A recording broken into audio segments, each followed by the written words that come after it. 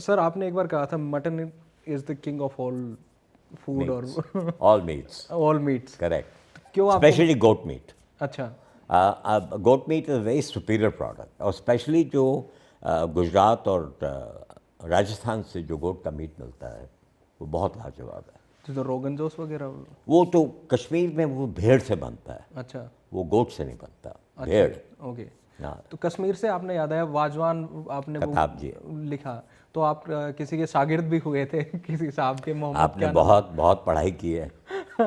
हाँ तो 1989 में जब सेपरेटिस्ट मूवमेंट बहुत तेज़ हो गया कश्मीर में, तो हमारे रफ़ीक सादिक साहब, हमारे जान पहचान के वहाँ पर चीफ मिनिस्टर सादिक साहब के जो बेटे थे, उनका वहाँ के जो अच्छे घर हैं, बड़े घर हैं, उनका हर का वाजा होता है। वाजा मीन्स कुक, जो उनकी फेस्टिविटीज़ में पार्टिसिपेट करता है, और वो वाजवान बनाता है। अच्छा तो एक ये ट्रेडिशन है कश्मीर की, और यही ट्रेडिशन हिमाचल में है।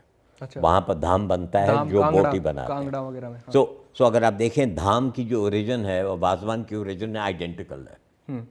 सिर्फ फ़र्क ये हो गया कि धाम वेजिटेरियन हो गया और वाजवान कम्प्लीटली नॉन वेजिटेरियन हो गया। ओके। हाँ। That's the only difference. But originally ये सिल्क रूट के रास्ते से जो लोग आए थे, मतलब मिडल ईस्ट से जो चले और चाइना जा रहे थे, वो इसी रास्ते से क्रॉस करके गए।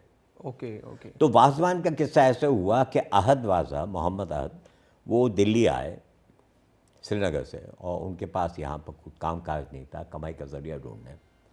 तो मैंने उनकी मदद की जितनी मैं कर सकता हूँ। उनको दिल्ली की सोसाइटी से मिलाया, यहाँ के होटलों से मिलवाया, कहा जी इस आदमी को पेट्रनाइज़ करें। अब चलते चलते चलते चलते वो उनका तो बहुत बड़ा बिजनेस हो गया अब तो। तो अहद मियाँ मेरे बहुत नज़दीक थे, बहुत प्यारे थे मुझे। ओके। तो एक दिन मैं ऐसे इत्तेफाक से उनसे बात कर रहा था, तो मैंने उनसे कहा, मैंने कहा आप ऐसे करो, आप तो चले जाओगे, आप ये वाजवान की जो जो निचोड़ है वो मुझे डॉक्यूमेंट करने दीजिए। अच्छा। तो पहले तो बिल्कुल मना कर दिया, कहते तो मुझे मार देंगे, मुझे ये कर देंगे, मुझे वो कर देंगे। मैंने कहा भैया क्यों आप इस बात के लिए सोचते हैं, आप ये एक बार डॉक्यूमेंट करवा दीजिए, ये प्रोस्टेरिटी के लिए कमाल की चीज़ हो जाएगी कि आज से 300 साल बाद भी कोई ये किताब उठाएगा तो उसको ये पता होगा कि ये डॉक्यूमेंटेड है। हाँ, क्रेडिबल है क्योंकि पूरा पूरा। अनफॉर्चुनेटली हिंदुस्तान की सारी कुजीन इज़ अनडॉक्यूमेंटेड, ओ, कोई डॉक्यूमेंट है ही नहीं हमारे पास। वो बता देते हैं इतना डलता था अब ये उन्हें दादी वो नानी ऐसे को। अब कह दिया किसी ने तो आपने सुन लिया, अब वो बना सही या नहीं बना किसी को पता ही नहीं है। तो अब unlike French cuisine, unlike Japanese cuisine, जिनकी डॉक्यूमेंटेशन है, किताबें इतनी मोटी मोटी, अच्छा। एक एक स्टेप डिफाइन करता है वो कैसे बनना है। हमने वो किया नहीं, क्यों नहीं किया ये मुझे नहीं पता। तो उन्होंने बड़ी मुश्किल से बात मानी, तो उन्होंने एक शर्त लगाई। शर्त ये थी कि भैया जब तक तुम मेरे किचन में मेरे सामने वही डिश मेरे स्टैंडर्ड की नहीं पकाओगे तब तक मैं उसको डॉक्यूमेंट नहीं करने दूंगा। क्या बात है।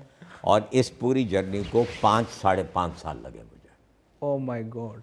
36 रेसिपीज़ लिखने के लिए 5-5.5 साल लगे। इतना पैशन और 5 साल लगा दिया बट आपने। आप सोचें, जो मज़ा आया कि आपने जब रोगन जोश बनाया और अहद ने कह दिया कि ठीक बना है, अब आप सोचिए उसका जो मज़ा है। मतलब वो अलग ही अल्टीमेट खुशी। That was the passion behind it. Okay. वैसे आप एक बार बता दीजिए वाजवान में कितना क्या क्या होता है। वाजवान में बहुत डिशेस होती हैं, बट मैक्सिमम 36 से लेके 42 डिश होती है। अच्छा और एक तरामी पे सर्व होता है, 4 आदमी खाते हैं, इतना बड़ा अच्छा। एक ऐसे। थाल होता है और 4 आदमी बैठते हैं, और बीच में एक बड़ा माउंटेन होता है चावल का, और हर का खाना एक कोने में डालते हैं वो ऐसे। अच्छा आप उतने ही हिस्से से खाएंगे, एक दूसरे के खाने में आपने हाथ नहीं डालना। अच्छा। अच्छा वो और पर्टिकुलर। कमाल की बात यह है कि वो खाना अलग ही रहता है, आपका कभी एक दूसरे के साथ मिक्स ही नहीं होता, ओके। क्योंकि उसके बीच में एक चावल की पूरी दीवार बनी होती है। अच्छा हर साइड से। जी। तो वो तरामी में खाया जाता है, और इसका एक तरीका है।